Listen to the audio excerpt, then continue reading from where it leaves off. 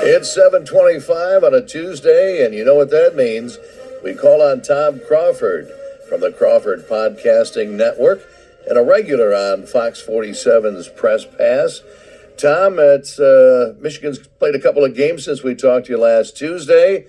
We had a heartbreaking loss to Minnesota, who hadn't won a game in the Big Ten yet. And then we had a good one, overtime win over Northwestern this past weekend. So, Wolverines, let's tell us how you feel about them. Well, I mean, that's a great question because I keep pondering it, Pat. I mean, how do I feel about this team? I mean, that loss up at the barn, I mean, was a sign of, was almost like a template of how to beat Michigan. Be extremely physical with them and take your chance on fouls. I mean, just beat on them. And that 4-5 screen we've talked about with the two 7-footers, Danny Wolf doing that pick and roll with the big center, Vlad Golden, teams are starting to figure that out, how to defend that, how to bring somebody on the backside in the paint. And so that's been taken away a little bit. And quite honestly, the other disconcerting thing is guard play. I mean, Roddy Gale had a good game against Northwestern, bad game against Minnesota. Trey Donaldson tries to play hero ball on the end with kind of a ridiculous shot to win it. They should have won it in regulation. They had plenty of time to do that. And there's just me. I'm a worrywart when it comes to Michigan. I mean, I see I love this team, quite frankly, and I care about it. And I think Dusty May's doing an amazing job. And there's 11 new moving parts. I mean, when you think about it, Pat, none of these guys have played together for the same coach. I mean, two guys have played together, in Will Cheddar and Amari Burnett. Everybody else is new to each other. And you got a new coach, and Amari and Will play for another coach with different systems. So I guess I need to be more realistic. But hey, 14-4 overall, 6-1 in Big Ten play. We're going to find out Friday night at Purdue. That's for sure. I think Northwestern saw film of that Minnesota game. I think because they were pesky. They had a great defense against them. Michigan only shot 29% in the first half, only 36% for the game. Yeah, then Danny Wolf 0 for 7 from the field and 4 for 8 from the line. That was like, wow. But you know what? That's what good teams do. And this is what Dusty said at the beginning of the season. You're going to see different players at the top of the box in terms of scoring. It's not, so it's not going to be Danny Wolf like it was. I mean, it was Vlad this time. Vlad was absolutely terrific. 31 points. I mean, wow. For a Michigan center, that's crazy good. Amari Burnett's pretty steady on this team. He's typically in double digits. So, and then Roddy had to bounce back, and so it's good. And Reuben Jones played better. Had a couple big buckets. I mean, it's I would call it a 9-man rotation, solid, maybe 10. But and I always compare Michigan State. You see, Michigan State is better than them right now, because they have players who have been in that system for 2 and 3 years. And I think that's the difference maker right now. Well, in basketball, like football, Tom, is such a chemistry sport. You need that on-floor, knowing where your teammates are going to be to pass the ball there or set a screen. It's so important. Yeah, it's funny you say that, because I'm watching a game, and this is, I was applauding Michigan just for their ability to, Michigan guards and all their, even their forwards will drive into I call it demilitarized zone. They drive into areas where there's no outlet. It's like driving a car down a cul-de-sac, and like, well, okay, how do I get out of this mess, and then there's turnovers. But I will say this. They have an amazing ability to know where everybody's at on the floor. I mean, you can tell that team is well schooled. But there's a thing defensively that started to bug me against Northwestern is, Michigan defenders are leaving their feet a lot. Yeah. Late, it seems like, trying to close out. Northwestern will close out the three without leaving their feet. They just get up in your grill. Really, Chris Collins does a great job on that team defensively. Sorry, go ahead. But, Michigan, I see Michigan players flying through the air like it's a circus or something sometimes. Yeah, You watch them next time. It's true. Yeah, there was a big one with Vlad Golden at the end of right at the end of regulation on a 3-point attempt. He did everything he could to avoid contact, and it was kind of a ticky-tack foul on the shooter, but he got called for it because he left his feet. Well, and the other thing, if your elbow hits somebody, I mean, that's going to be a foul. Yeah. Going to be flagrant, too. But yeah, I mean, on the closeouts, I mean, we go back to the Oklahoma game. I mean, a 4-point play at the buzzer, for the win. I mean, there's certain flaws to this team, but. And Dusty admitted it's still a work in progress. Now we're sitting here, January 21st, and think, okay, when's this going to kick in? But there's still, I mean, the Big Ten. There's still 13 Big Ten games to go. Right. I mean, they're barely a third in here, so or maybe a little over a third. But they're doing well. I like this team. Well, I know Coach May talks about 80 possessions a game. Now, Northwestern tried to slow things down there a little bit. Any idea how many possessions they did get? Michigan had 80, I believe, in this game. I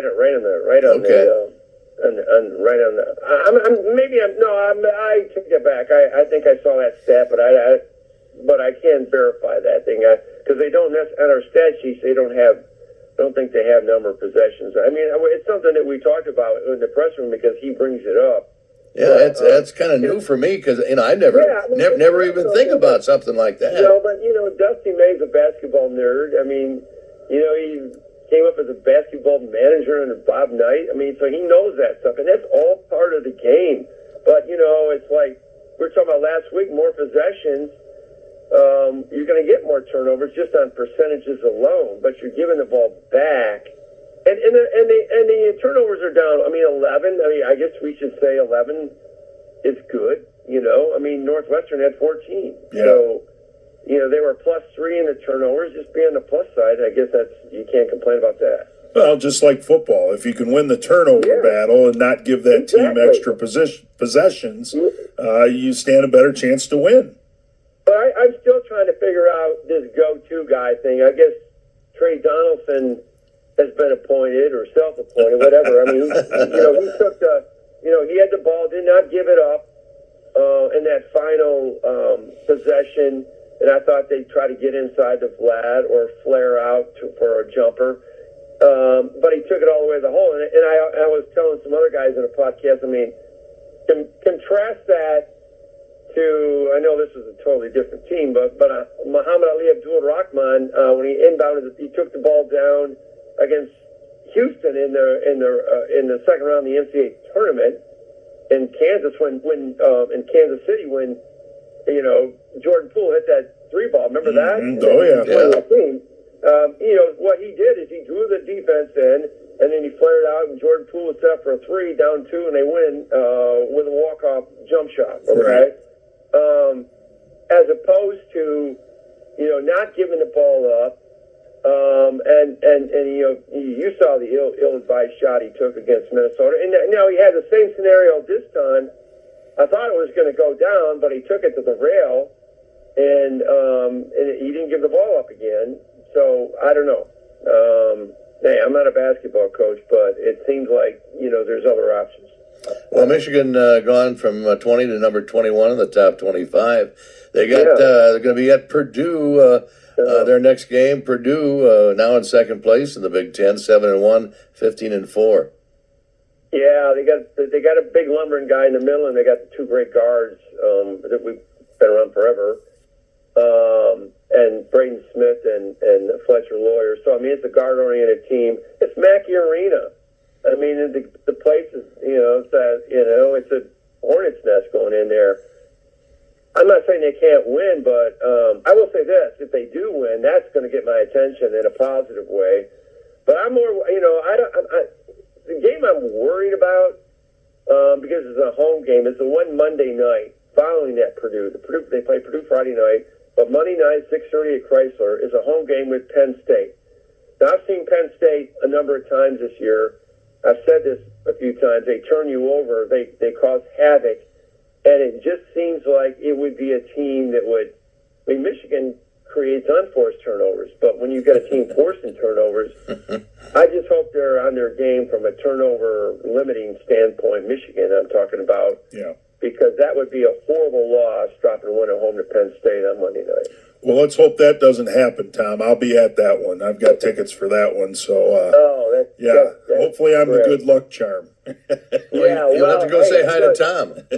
Yeah, stop over and sweet Okay. the 1-1-1-2. That'd be great. I'd love to see that happen. Yeah. So it's been a good atmosphere. A couple sellouts in a row.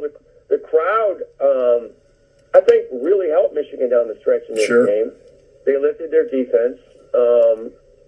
It's not quite to some other levels around the Big Ten, but it was good. And when Michigan wins, people show up. That's just the way it is. Yeah, this is going to be a team that probably wins more often than not on the offensive end, and just hope to play good defense. I don't know that they'll be a great defensive team, but I think they have the potential to be a very good offensive team. Oh yeah, I mean they're offensive. They're offensive oriented. It's like, not to delve into hockey. I mean, Michigan's hockey team is a defensive team that wants to be offensive. Mm-hmm. They want to be on offense, and they take chances and they make penalties and things like that. I mean, you got to be who you are, right? Right. And Dusty May is an offensive coach. That's his. Sure.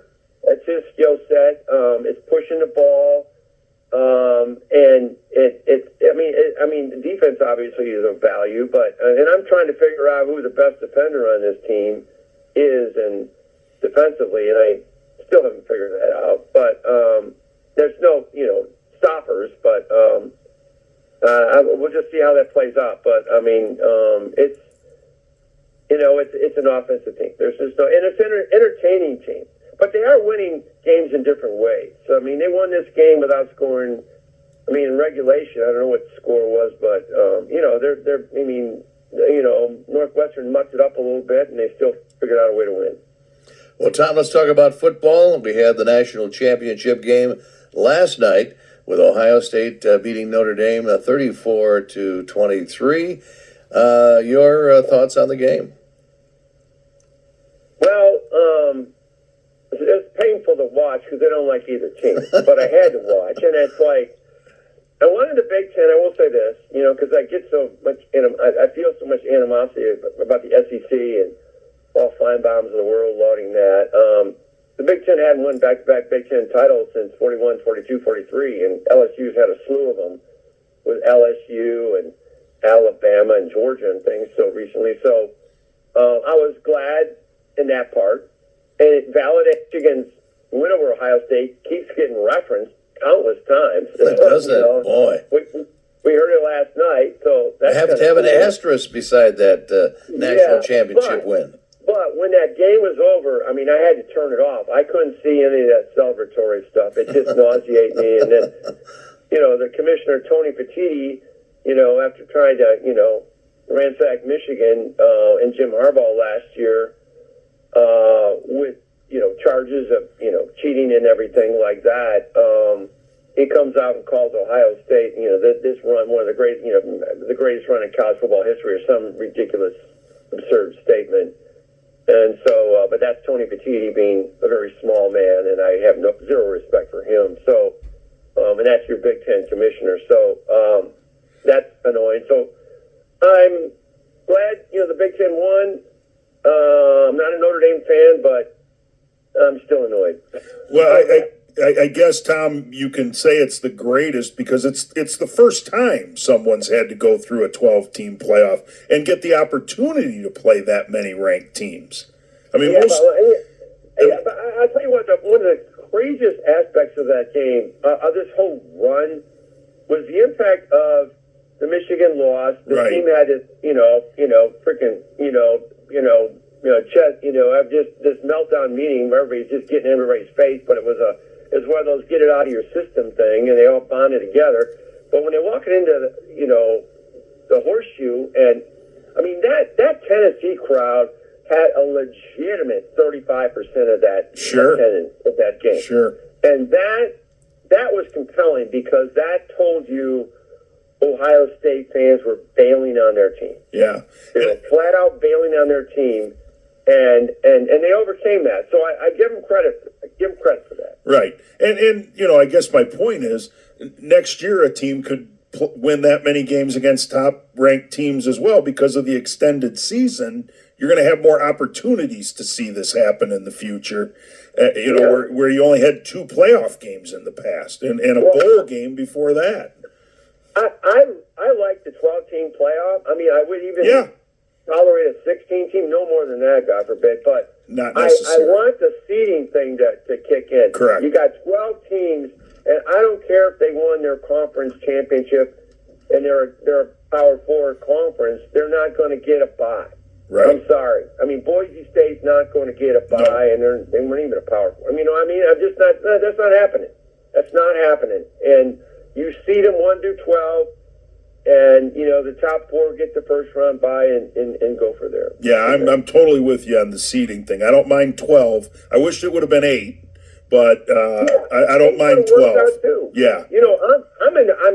I'd be acceptable 8, 12, or 16. Yeah. I mean, and literally, I got a positive vibe for all, but you're not going to go down to 8.